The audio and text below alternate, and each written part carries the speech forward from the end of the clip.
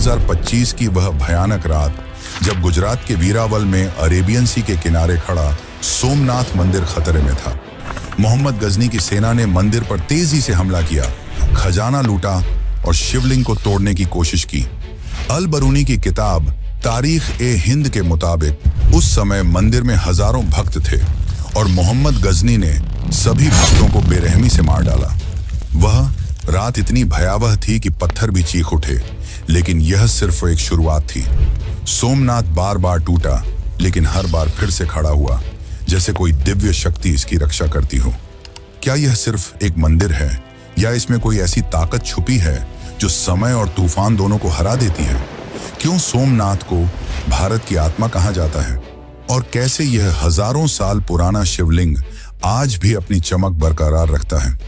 सोमनाथ मंदिर, जो भगवान शिव के 12 ज्योतिर्लिंगों में पहला माना जाता है, सिर्फ एक तीर्थ स्थल नहीं बल्कि रहस्यों का एक बड़ा खजाना है। कहते हैं यहाँ का शिवलिंग कभी हवा में तैरता था। क्या यह पुराने भारत की इंजीनियरिंग का अद्भुत नमूना था या कोई दिव्य शक्ति का राज? और वह स्यमंतक मणि जो महाभारत के मुताबिक भगवान कृष्ण से जुड़ी थी, क्या वह आज भी मंदिर के गर्भगृह में कहीं छुपी है?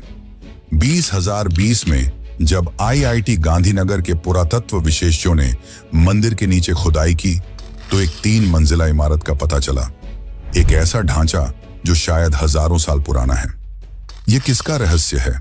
क्या यह रावण के समय का है या कोई और पुराना सीक्रेट? और वह बाण स्तंभ जो 6ठी सदी के शिलालेख के साथ कहता है कि यहां से अंटार्कटिका तक कोई जमीन नहीं आती। ये बात आज आधुनिक विज्ञान भी मानता है, लेकिन उस समय के लोगों को यह ज्ञान कैसे मिला जब न सैटेलाइट थे न ही नक्शे? सोमनाथ की कहानी सिर्फ हमलों और तूफान की नहीं बल्कि पौराणिक कथाओं से भी जुड़ी है। स्कंद पुराण कहता है कि यह मंदिर चंद्रदेव ने बनाया जब उन्होंने दक्ष के श्राप से मुक्ति पाने के लिए यहाँ शिव जी की तपस्या की। यह वह स्थल है जहाँ त्रिवेणी संगम, कपिला, हिरण और सरस्वती नदियों का मिलन होता है। कहते हैं सतयुग में चंद्रदेव ने इसे सोने से बनाया, त्रेता युग में रावण ने चांदी से और द्वापर युग में भगवान कृष्ण ने चंदन की लकड़ी से। लेकिन क्या यह सिर्फ कथाएं हैं या इनमें कोई सच्चाई छुपी है? और अगर यह सच है तो वह सोने चांदी के मंदिर कहाँ गए? और दोस्तों, सोमनाथ के आसपास बहती गोमती नदी का एक अजीब रहस्य है। हर रोज सुबह इसका पानी बढ़ता है और रात को घट जाता है। वैज्ञानिक इसे समझ नहीं पाए, लेकिन स्थानीय लोग कहते हैं यह शिव की माया है और वह अरेबियन सी जो हजारों साल से मंदिर के पास बहता है, उसने कभी इसे नुकसान नहीं पहुंचाया। कई तूफान आए, समुद्र के उफनते पानी ने दुनिया के कई हिस्सों को तबाह किया, लेकिन सोमनाथ अपनी जगह पर अडिग रहा। क्या यह सिर्फ संयोग है या प्रकृति खुद इस मंदिर की रक्षा करती है? यह मंदिर सिर्फ एक धार्मिक स्थल नहीं बल्कि भारत के उस सनातन जीवन का प्रतीक है जो हर संकट के बाद फिर से उभरता है। कहते हैं इस मंदिर पर 17 बार हमले हुए, लेकिन हर बार यह और भी शानदार रूप में उभरा। क्या इसकी नींव में कोई ऐसा मंत्र छुपा है जो इसे अमर बनाता है? आज भी हर साल लाखों भक्त यहाँ अपनी मनोकामना लेकर आते हैं और कहते हैं कि सोमनाथ के दर्शन से हर पाप धुल जाता है। तो दोस्तों, क्या आप तैयार हैं इस रहस्यमयी यात्रा के लिए? यह कहानी सिर्फ एक मंदिर की नहीं बल्कि उस आस्था की है जो हजारों साल से चलती आ रही है। इस सफर में हम खोलेंगे सोमनाथ के वह राज जो आपके होश उड़ा देंगे। क्या यह मंदिर सच में चंद्रदेव ने बनाया? क्या स्यमंतक मणि आज भी यहाँ है? बाण स्तंभ का ये ज्ञान कैसे मिला? और वह 3 मंजिला इमारत का राज क्या है? तो बने रहिए हमारे साथ और कमेंट में हर हर महादेव जरूर लिखिए। अगर यह कहानी आपको पसंद आ रही है तो वीडियो को लाइक करें और चैनल को सब्सक्राइब करना ना भूलें। चलिए शुरू करते हैं सोमनाथ मंदिर के इस अद्भुत और रहस्य से भरे सफर को।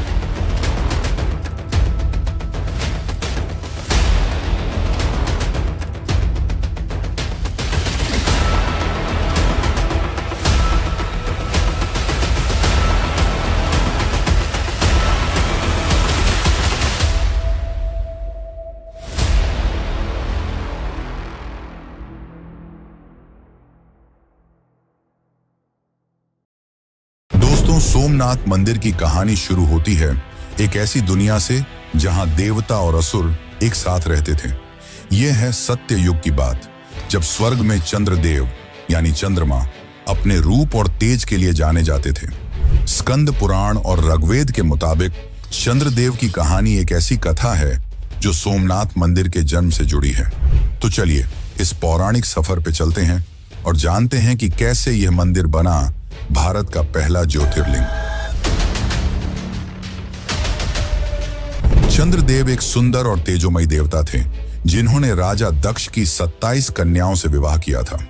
इनमें से एक थी रोहिणी, जो अपने रूप और मनमोहक स्वभाव के लिए सबसे अलग थी। चंद्रदेव का दिल रोहिणी पे ऐसे लगा कि वह अपना ज्यादातर समय उसी के साथ बिताने लगे।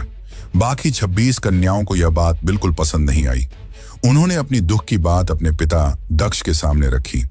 दक्ष को यह सुन के गुस्सा आया और उन्होंने चंद्रदेव को एक भयानक श्राप दे दिया। कहते हैं कि दक्ष का श्राप इतना प्रचंड था कि चंद्र का तेज और रूप धीरे धीरे खत्म होने लगा। उनका शरीर कमजोर होने लगा और उनका सुंदर चेहरा मुरझा गया। क्या यह श्राप चंद्रदेव को हमेशा के लिए खत्म कर देता, या कोई ऐसी शक्ति थी जो उन्हें बचा सकती थी? बिल्कुल बेबस और दुख में डूबे चंद्रदेव ने देवताओं के देवता ब्रह्मा जी से मदद मांगी। ब्रह्मा जी ने उन्हें एक रास्ता दिखाया। जाओ, धरती पर प्रभास पाटन के उस पवित्र स्थल पर जाओ जहां त्रिवेणी संगम है। वहां भगवान शिव की तपस्या करो। त्रिवेणी संगम यानी कपिला, हिरण और सरस्वती नदियों का वह पवित्र मिलन जो गुजरात के सौराष्ट्र में सोमनाथ के पास आज भी बहता है।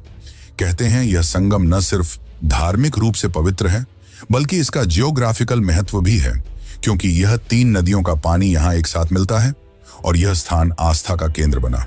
लेकिन सवाल यह है, क्या चंद्रदेव की तपस्या सच में शिव जी को खुश कर पाई? चंद्रदेव ने प्रभास पाटन में एक शिवलिंग स्थापित किया और दिन रात कठिन तपस्या शुरू की।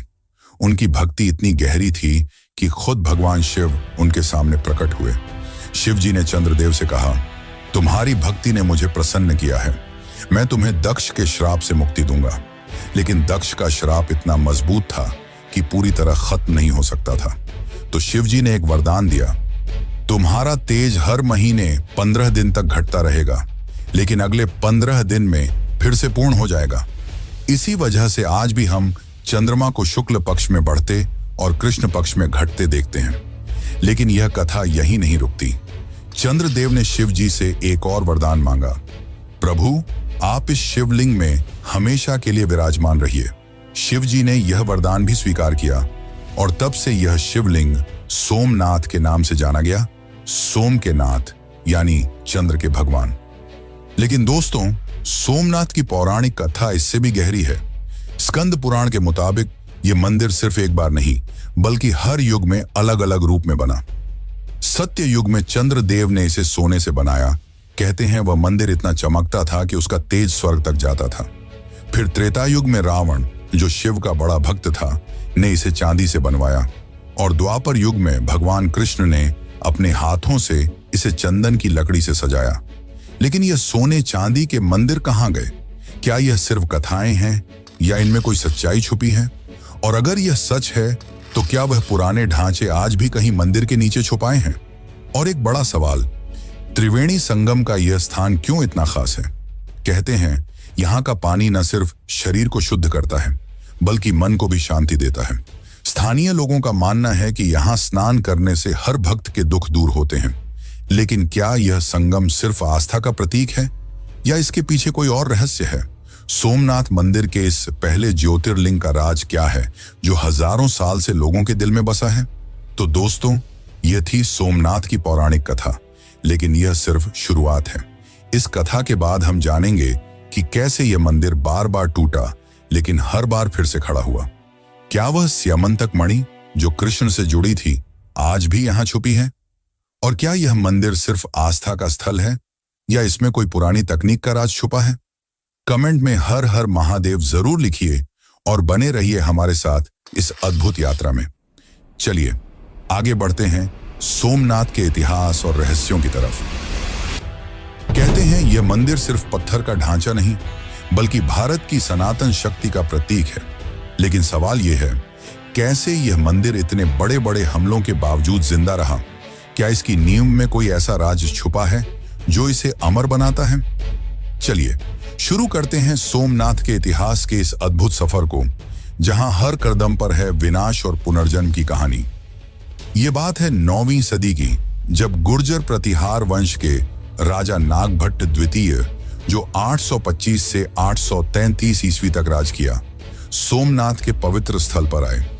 इंस्क्रिप्शंस के मुताबिक उन्होंने यहाँ के सोमेश्वर शिवलिंग के दर्शन किए और इसकी महिमा को और बढ़ाया। उस समय सोमनाथ एक बड़ा तीर्थ स्थल था जहां लोग दूर दूर से आते थे। फिर आई 10वीं सदी, जब चालुक्य वंश के राजा मूलराज ने यहाँ एक शानदार मंदिर बनवाया। कहते हैं यह मंदिर इतना भव्य था कि उसकी चमक समुद्र के पार तक जाती थी। लेकिन क्या यह मंदिर सच में मूलराज ने बनवाया, या यह सिर्फ एक कथा है? और अगर यह सच है तो क्या उस मंदिर का कोई हिस्सा आज भी यहाँ छुपा है? लेकिन दोस्तों, सोमनाथ का यह शानदार सफर 1025 ईस्वी में एक बड़े संकट से टकराया। अफगान शासक मोहम्मद गजनी ने अपनी सेना के साथ वीरावल पर हमला किया। अल बिरूनी, जो उसके साथ था और उसने तारीख-ए-हिंद लिखी, कहता है कि सोमनाथ का खजाना इतना बड़ा था कि उसकी चमक दुनिया भर में मशहूर थी। गजनी ने मंदिर का खजाना लूटा और शिवलिंग को भी नुकसान पहुंचाने की कोशिश की। हजारों भक्तों ने अपनी जान गंवाई, लेकिन मंदिर की रूह को कोई नहीं मिटा सका। क्या यह मंदिर सिर्फ अपने खजाने के लिए निशाना बना, या इसके पीछे कोई और बड़ा राज था? फिर आया 1299 ईस्वी का वह समय, जब दिल्ली सल्तनत के अलाउद्दीन खिलजी के सिपाही उलूग खान के लीडरशिप में सोमनाथ पर दोबारा हमला किया। इस बार भी मंदिर का खजाना लूटा गया और उसकी भव्यता को नुकसान पहुंचा। लेकिन एक नायक उभरा, जालौर का वीरमदेव, जिन्होंने खिलजी की सेना के खिलाफ लड़ाई लड़ी और कुछ खजाने को वापस लेने की कोशिश की। कहते हैं वीरमदेव की हिम्मत ने मंदिर की रूह को जिंदा रखा। लेकिन क्या वह खजाना कभी पूरा वापस आया? सोमनाथ का यह विनाश यहीं नहीं रुका। 1395 ईस्वी में जफर खान ने, जो गुजरात का गवर्नर था, मंदिर पर फिर से हमला किया। फिर 1451 ईस्वी में महमूद बेगड़ा ने इसे निशाना बनाया। और सबसे बड़ा संकट आया 17वीं सदी में, जब मुगल शासक औरंगजेब ने 1665 और 1206 में मंदिर को पूरा वीरान कर दिया। कहते हैं उस समय मंदिर के पत्थर भी टूट चुके थे और भक्त दूर दूर तक बिखर गए। लेकिन सवाल यह है, इतने बड़े हमलों के बावजूद सोमनाथ का नाम क्यों जिंदा रहा? क्या यह मंदिर सिर्फ एक स्थल था, या इसमें कोई ऐसी शक्ति थी जो हर बार इसे जिंदा करती थी? लेकिन दोस्तों, सोमनाथ की कहानी सिर्फ विनाश की नहीं, बल्कि पुनर्जन्म की भी है। 12वीं सदी में 1143 से 1162 ईस्वी तक चालुक्य राजा कुमारपाल ने एक मजबूत पत्थर का मंदिर बनवाया, जो सोमनाथ की रूह को फिर से जगा गया। फिर 14वीं सदी में 1308 से 1371 ईस्वी तक चूड़ासमा वंश के राजाओं महिपाल और ठेंगरा ने मंदिर के लिए अपना योगदान दिया। कहते हैं उन्होंने मंदिर की सेवा की और भक्तों को फिर से एकत्रित किया। लेकिन असली चमत्कार हुआ 1883 ईस्वी में, जब मराठा रानी अहिल्याबाई होलकर ने सोमनाथ के लिए एक नई रोशनी जलाई। उन्होंने एक छोटा लेकिन पवित्र मंदिर बनवाया, जो आज भी ओल्ड सोमनाथ या अहिल्याबाई टेम्पल के नाम से जाना जाता है। अहिल्याबाई के इस काम ने सोमनाथ की रूह को हमेशा के लिए जिंदा रखा, और उनका यह मंदिर आज भी उसी शक्ति को लेकर चलता है। और फिर आया वह पल जो सोमनाथ के इतिहास का सबसे शानदार दौर था। 1950 ईस्वी, भारत के लोहे के पुरुष सरदार वल्लभ भाई पटेल और डॉ राजेंद्र प्रसाद के लीडरशिप में सोमनाथ मंदिर को एक नए रूप में बनाया गया। 11 मई 1951 को जब यह मंदिर दोबारा खुला, तो लाखों लोगों ने हर हर महादेव के नारे लगाए। आर्कियोलॉजिकल सर्वे ऑफ इंडिया के मुताबिक यह नई इमारत चालुक्य स्टाइल आर्किटेक्चर का एक अद्भुत नमूना है, जिसका 150 फुट का शिखर आज भी सबको मोहित करता है। तो दोस्तों, यह था सोमनाथ का इतिहास, विनाश और पुनर्जन्म का एक अद्भुत सफर। लेकिन यह कहानी यही नहीं रुकती। आगे हम जानेंगे कि कैसे यह मंदिर रहस्यों का खजाना बना। क्या वह शिवलिंग सच में हवा में तैरता था, और क्या स्यमंतक मणि आज भी यहाँ छुपी है? तो बने रहिए हमारे साथ इस यात्रा में, क्योंकि सोमनाथ के राज अभी बाकी हैं। सोमनाथ मंदिर सिर्फ आस्था और इतिहास का गवाह ही नहीं, बल्कि रहस्यों का एक ऐसा खजाना है जो दिल और दिमाग दोनों को हैरान करता है। स्कंद पुराण के एक श्लोक में कहा गया है, सोमनाथो ज्योतिर्लिंगम सर्व पाप विनाशनम, यानी सोमनाथ का ज्योतिर्लिंग हर पाप को नष्ट कर देता है। लेकिन इस मंदिर के गर्भगृह में छुपा है एक ऐसा राज जो हजारों साल से उलझा हुआ है।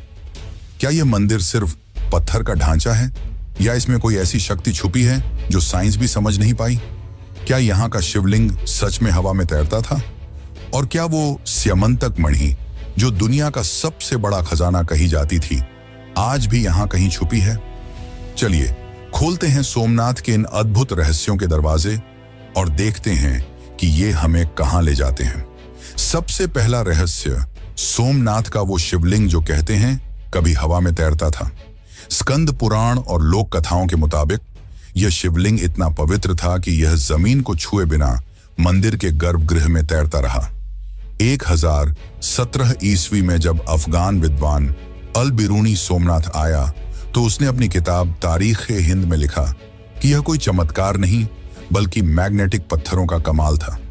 कहते हैं मंदिर के नीचे और ऊपर ऐसे पत्थर रखे गए थे जो शिवलिंग को हवा में रखते थे। लेकिन सवाल यह है, क्या यह सच में पुराने भारत की इंजीनियरिंग का चमत्कार था या कोई दिव्य शक्ति का राज? और अगर यह मैग्नेटिक पत्थर थे तो वो आज कहां गए? क्या 1025 में महमूद गजनी के हमले के दौरान वो पत्थर भी लूट लिए गए, या वो आज भी मंदिर के नीचे कहीं छुपे हुए हैं? अब बात करते हैं एक और बड़े रहस्य की, स्यमंतक मणि। महाभारत के मुताबिक यह एक ऐसी मणि थी जो भगवान कृष्ण से जुड़ी थी। कहते हैं यह मणि इतनी शक्तिशाली थी कि वह अपने आसपास धन दौलत और ऊर्जा फैलाती थी। पुराणों में कहा गया है कि स्यमंतक मणि को सोमनाथ के शिवलिंग के अंदर छुपाया गया था ताकि कोई इसे चुरा न सके। लेकिन जब 1025 में गजनी ने मंदिर पर हमला किया तो क्या वो इस मणि के पीछे था? कहते हैं उसने मंदिर का खजाना लूटा, लेकिन स्यमंतक मणि का कोई पता नहीं चला। क्या यह मणि आज भी मंदिर के गर्भगृह में कहीं छुपी है, या क्या यह एक ऐसी कथा है जो सिर्फ भक्तों के दिल में जिंदा है? और अगर यह मणि सच में यहाँ है तो क्या इसकी शक्ति आज भी मंदिर के आसपास महसूस होती है? फिर आता है सोमनाथ का वो रहस्य जो दुनिया भर के वैज्ञानिकों को हैरान करता है, बाण स्तंभ। मंदिर के पास एक छोटा सा स्तंभ है जिसमें 6ठी शताब्दी का एक शिलालेख लिखा है। इसमें कहा गया है कि यहाँ से समुद्र के रास्ते अंटार्कटिका तक कोई भी जमीन नहीं आती। ये बात आज मॉडर्न साइंस भी मानती है। सोमनाथ से साउथ पोल तक एक सीधी लाइन में कोई भी लैंडमास नहीं है। लेकिन यह सवाल दिल को छू जाता है, जब 6ठी सदी में न सैटेलाइट थे न ही गूगल मैप्स, तो पुराने भारत के लोगों को यह ज्ञान कैसे मिला? क्या यह सिर्फ एक संयोग था या कोई पुरानी विद्या का राज? और क्या यह शिलालेख कोई बड़ा संदेश छुपाए हुए है जो हम आज भी समझ नहीं पाए? अब चलिए मंदिर के पास बहती गोमती नदी के एक अजीब रहस्य की बात करते हैं। लोकल लोग कहते हैं कि गोमती का पानी हर रोज सुबह बढ़ता है और शाम को घट जाता है। यह ऐसा चमत्कार है जो वैज्ञानिक भी समझ नहीं पाए। कहते हैं यह शिव की माया है जो नदी के पानी को हर दिन एक नए रूप में लाती है। लेकिन क्या यह सिर्फ एक प्राकृतिक घटना है या इसके पीछे कोई बड़ा रहस्य छुपा है? ASI की कुछ रिपोर्ट्स के मुताबिक सोमनाथ के आसपास का जमीनी स्ट्रक्चर इतना अलग है कि यह पानी के फ्लो को अफेक्ट करता है। और दोस्तों, अरब सागर का वो राज जो सबको हैरान करता है। हजारों साल से यह समुद्र सोमनाथ के पास बहता है, लेकिन कभी इसने मंदिर को नुकसान नहीं पहुंचाया। कई तूफान आए, समुद्र के उफनते पानी ने दुनिया के कई हिस्सों को तबाह किया, लेकिन सोमनाथ अपनी जगह पर अडिग रहा। कहते हैं यह शिव की रक्षा का चमत्कार है। लोकल लोग एक कथा सुनाते हैं, जब भी कोई बड़ा तूफान आता है समुद्र का पानी मंदिर के पास आकर शांत हो जाता है। क्या यह सिर्फ संयोग है या प्रकृति खुद इस मंदिर की हिफाजत करती है? और अगर यह सच है तो क्या मंदिर के नीचे कोई ऐसी शक्ति है जो समुद्र को भी रोक लेती है? अब एक और बड़ा राज, 2020 की वो खुदाई जो IIT गांधीनगर के पुरातत्व एक्सपर्ट्स ने की। उन्होंने ग्राउंड पेनेट्रेटिंग रडार का इस्तेमाल करके मंदिर के नीचे एक 3 मंजिला इमारत का पता लगाया। एएसआई की रिपोर्ट्स के मुताबिक यह ढांचा शायद हजारों साल पुराना है, लेकिन इसका असली समय या मकसद आज भी एक राज है। क्या यह वो पुराना मंदिर है जो सतयुग में चंद्रदेव ने बनवाया था, या क्या यह कोई सीक्रेट टेंपल का हिस्सा है जो इन्वेडर्स से छुपाया गया था? और अगर यह इतना पुराना है तो क्या इसमें स्यमंतक मणि या कोई और खजाना छुपा है? यह सवाल आज भी वैज्ञानिकों के लिए एक पहेली बना हुआ है।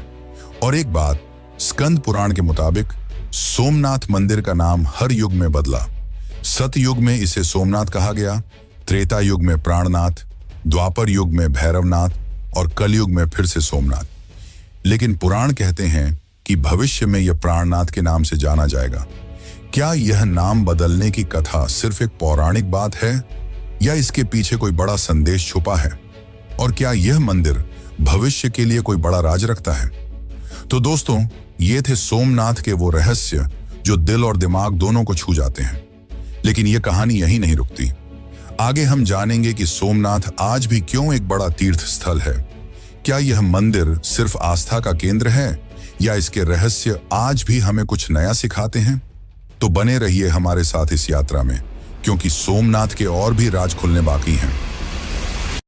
दोस्तों, सोमनाथ मंदिर की कहानी पौराणिक कथाओं से शुरू हुई, इतिहास के तूफानों से गुजरी और रहस्यों के दरवाजे खुले। लेकिन आज यह मंदिर सिर्फ एक पुरानी कथा या राज नहीं, बल्कि भारत की आस्था और संस्कृति का एक जिंदा केंद्र है।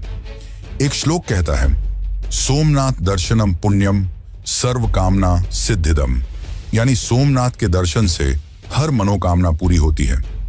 आज हर साल लाखों भक्त यहाँ आते हैं, अपने दुख दर्द छोड़कर शांति और शक्ति ले जाते हैं। लेकिन सवाल यह है, क्या सोमनाथ आज भी उतना ही खास है जैसा हजारों साल पहले था? क्या इस मंदिर में ऐसी शक्ति है जो आज के मॉडर्न जमाने में भी लोगों के दिल को जोड़ती है? चलिए देखते हैं कैसे सोमनाथ आज भी भारत का दिल है। आज सोमनाथ मंदिर दुनिया के सबसे बड़े तीर्थ स्थलों में से एक है। टेंपल एडमिनिस्ट्रेशन के मुताबिक हर साल 20 से 30 लाख भक्त यहां दर्शन के लिए आते हैं। होली, शिवरात्रि और श्रावण महीने में यहां इतनी भीड़ होती है कि वीरावल का हर रास्ता हर हर महादेव के नारों से गूंज उठता है। ये भक्त सिर्फ भारत से नहीं, बल्कि विदेशों से भी आते हैं, अमेरिका, ऑस्ट्रेलिया और यूरोप तक। कहते हैं यहाँ का शिवलिंग आज भी वही शक्ति रखता है जो चंद्रदेव के समय में था। लेकिन क्या यह सिर्फ आस्था है, या इस मंदिर के पत्थर और हवा में कुछ खास बात छुपी है? और क्यों लोग आज भी यहाँ अपनी जिंदगी के सबसे बड़े सपने लेकर आते हैं? सोमनाथ की शानदार इमारत आज के जमाने में भी सबको मोहित करती है। आर्कियोलॉजिकल सर्वे ऑफ इंडिया के रिकॉर्ड्स के मुताबिक यह मंदिर चालुक्य स्टाइल आर्किटेक्चर का एक अद्भुत नमूना है। इसके 150 फुट ऊंचे शिखर पर 10 टन का कलश है जो सूरज की रोशनी में चमकता है, और मंदिर के ऊपर 27 फुट लंबा एक ध्वज है जो हर 6 महीने में बदला जाता है, एक बड़े समारोह के साथ। यह शिखर और ध्वज न सिर्फ मंदिर की सुंदरता बढ़ाते हैं, बल्कि इसकी सनातन शक्ति को भी दिखाते हैं। कहते हैं इस शिखर के नीचे खड़े होने से एक अलग सी शांति मिलती है। लेकिन क्या यह शिखर सिर्फ एक डिजाइन है, या इसमें कोई पुराना मंत्र छुपा है जो आज भी काम करता है? सोमनाथ सिर्फ भक्तों के लिए ही नहीं, बल्कि वीरावल के लोकल लोगों के लिए भी एक जीवन रेखा है। गुजरात टूरिज्म डिपार्टमेंट के डेटा के मुताबिक सोमनाथ मंदिर की वजह से हर साल वीरावल में करोड़ों का टूरिज्म बिजनेस होता है। यहाँ के होटल, दुकानें और ट्रांसपोर्ट सब इस मंदिर के कारण चलते हैं। लोकल लोग कहते हैं कि सोमनाथ उनका घर चलाता है, उनकी रोजी रोटी देता है। लेकिन इसके साथ एक और बात है, मंदिर के आसपास का बाजार न सिर्फ व्यापार का केंद्र है, बल्कि संस्कृति का भी प्रतीक है। यहाँ के छोटे दुकानों में मिलने वाले शिवलिंग, रुद्राक्ष और प्रसाद लोगों के दिल में आस्था जगाते हैं। लेकिन सवाल यह है, क्या यह मंदिर सिर्फ इकोनॉमी के लिए है, या यह वीरावल के लोगों की रूह में बसा है? सोमनाथ की कहानी में एक और गहरा राज छुपा है जो चंद्रदेव से शुरू हुई थी। वो कथा दक्ष और उनकी पुत्री सती से जुड़ी है। सती का शिव जी से प्रेम,